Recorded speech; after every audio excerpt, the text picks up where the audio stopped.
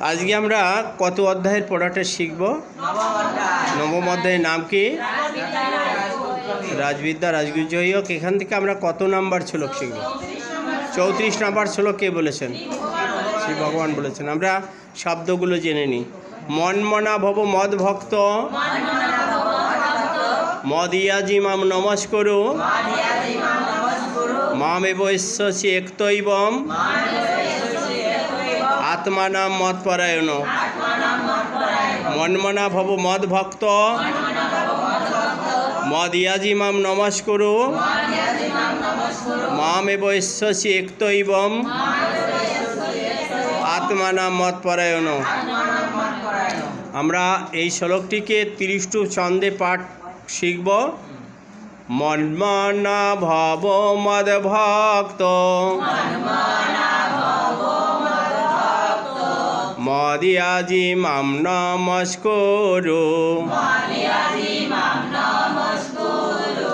মামেব ঈশ্বসি একতৈবম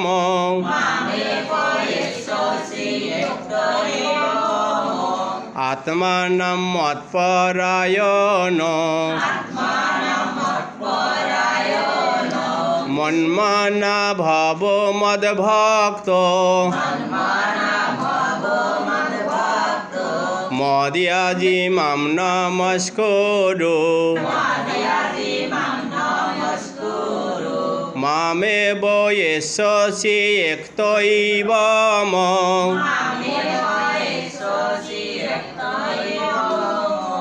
আত্মানাম মৎপরায়ণ।